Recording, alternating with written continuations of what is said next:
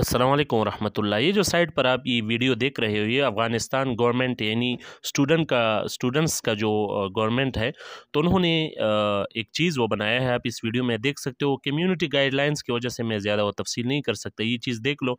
उसके मुतालिक ये जो साहिब है ये बोल रहा है कि ये हमने बनाया है, इसके तरह कोई चीज़ भी सारे वो मुल्क में नहीं है।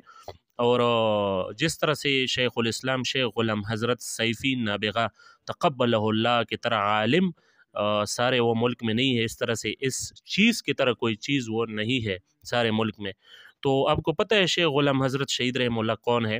वो सिलसिले सैफ़िय्या के एक मशहूर और मारूफ़ इल्मी शख्सियत थे, जिसकी इल्मियत की शान ये थी कि अपने और गैर सब ने उसकी इल्मियत की गवाही दी थी।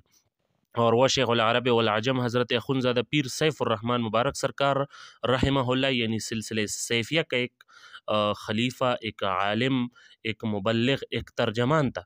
तो उसके नाम पर अफ़गानिस्तान गवर्नमेंट उनके लोगों ने ये बनाया है ये चीज़, और उसके साथ उसके जज़्बात भी आप सुन सकते हो। वो बोल रहे हैं कि हम इंशाअल्लाह इस तरह से वो फ़लस्तीन को भी अनक़रीब डैश डैश डैश वो करेंगे। तो इस तरह से वीडियोज़ में सिलसिले सैफ़िय्या के एक मुबल्लिग़ होने की हैसियत से आपके सामने वो ला रहा हूँ। सोशल मीडिया पर सिलसिले सैफ़िय्या की ख़िदमत और उनके फ़ुयूज़ात वो सामने ला रहा हूँ। बाकी ये क्लिप आप सुन लो।